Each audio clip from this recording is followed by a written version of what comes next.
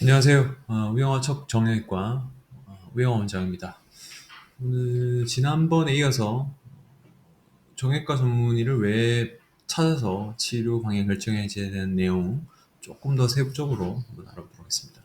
저는 레전트 4년을 하고 펠로우 1년을 하고 이제 공직위부터 병원장 현재는 제가 원장으로 있는데, 어쨌건 제가 트레이닝 받을 때부터 척추 관절 환자를 이제 배우기 시작했고, 그리고 계속 기간 동안도 입원과 외래와 수술과 응급실 이런 식으로 해가지고 외상과 질병에 대한 치료를 계속 해왔고, 당연히 이제 전문의 자격증 이전에는 펠로우 기간을 통해서 척추 관절 수술을 하고 이제 전문의 나와서는 계속 수술을 쭉 진행을 해왔던 거죠. 그래서 저는 척추 관절 치료에 대해서는 어찌 보면 이제 제가 지내고 있는 의사 기간에 거의 학생 빼고는 대부분 인턴 기간 1년 빼고는 전부 척추 관절 치료만 시행했던 그런. 그래서 정형외과는 일단 척추 및 관절 치료, 저는 또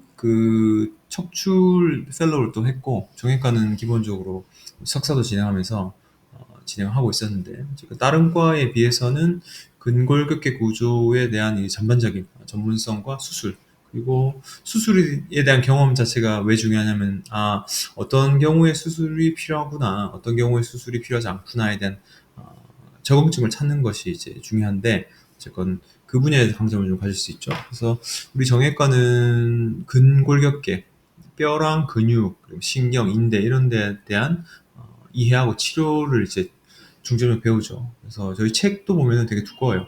캠벨이라는 내과의 해리슨, 내과 질환을 다루는 해리스라는 책이 있고, 저희는 이제 캠벨이라는 책이 있는데, 여기는 근골격계 전반적인 내용, 재활도 있긴 하지만 그런 내용이 있고, 주로 척추 외에도 어깨, 무릎, 손목, 고관절, 발목, 해당 분야마다 이렇게 전문적인 지식하고 수술에 대한 그런 내용을 담고 있습니다. 그래서 이게 척추 문제인지 관절 문제인지에 대한 감별, 혹은 그 감별 포인트 중에 이제 혈관인지 신경계통 문제인지에 대한 감별을 통해서 전반적으로 확실하게 환자분이 어떤 식으로 진단을 하고 있는지 그 치료 계획 수립하는 데 용이하죠. 특히나 퇴행성 질환, 그리고 외상성 관절염, 그리고 스포츠 손상 등은 척추 질환 외적으로 상당히 많이 오는 환자분이신데, 이런 환자들의 재활과 치료 방향을 결정하는데 도움이 되겠죠.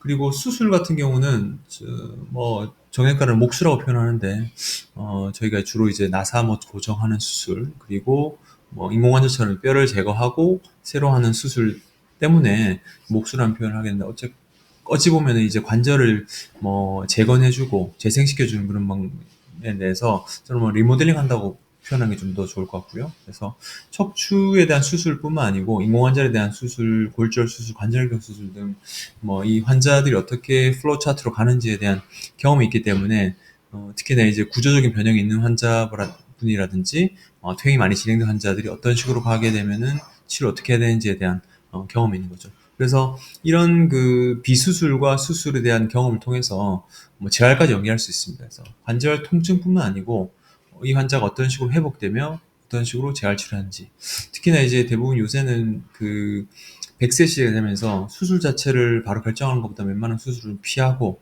수술을 예방하고 이런 거에 더 관심이 많은데, 이 재활과 연계된 그런 차트, 특히나 수술을 꼭 해야 되는 케이스가 좀 있습니다. 지지난번 영상에 제가 말씀드렸는데, 그런 케이스 빼고는 대부분 이제 운동 범위 회복 및 근력 강화 치료로 재활 치료할 수 있기 때문에 이에 대한 부분을 찾는 것이 좋을 것 같습니다.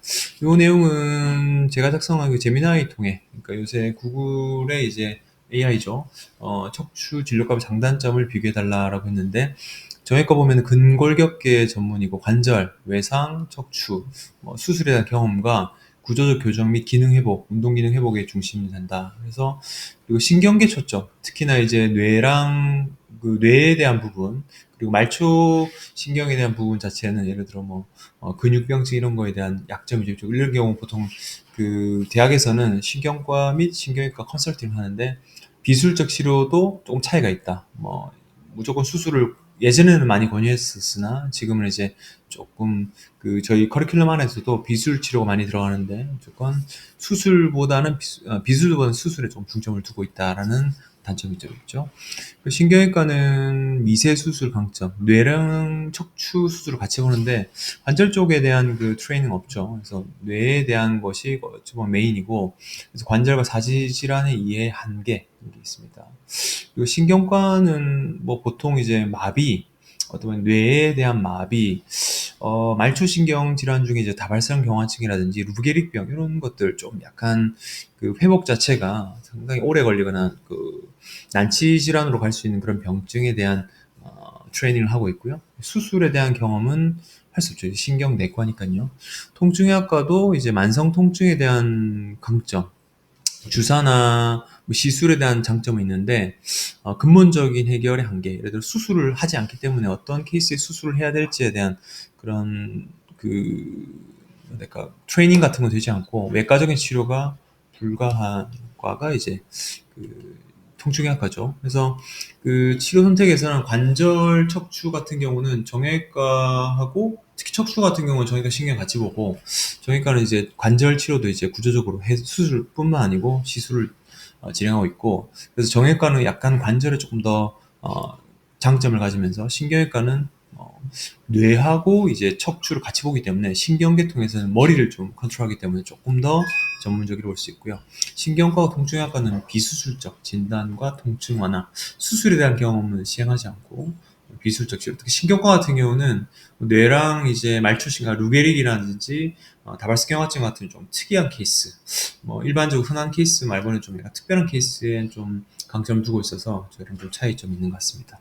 그래서 저는 보통 저 외래베이스에서는 환자분들이 제일 궁금한 게 뭐 퇴행성 관절, 척추협차, 그 스포츠 손상, 골절 이런 것들이 대부분 오시는데, 최근에 좀 쇼킹했던 게 한의원에서 그 퇴행성 관절염 환자인데, 이 근처에 있는 그 한의원 아닌데, 그분이 이제 뭘 찾아오셨어요. 근데 그 의사가 엄청 한의사죠. 한의사가 얘기하면서 이거는 수술하면 안 되고 무릎 관절을 이제 당기면서 추나를 해가지고 관절을 넓혀야 고정된다 라는 얘기를 들었대요. 그래서 이게 뭐라 해야 될까, 일단은 그 관절염에 대한 이해 및 그 어떤 방향으로 치료한지에 대한 컨셉 자체가 트레이닝이 될 수가 없죠. 한의사는 보통 진맥을 하거나 혈을 하거나 이렇게 진단하기 때문에 저희하고 아예 이제 다른 교육을 갖고 있는데, 그런 식으로 얘기를 하다 보니까 환자도 요새는 이제 되게 환자분들 똑똑해져 있으니까 이거는 좀 잘못됐군 하고 바로 이제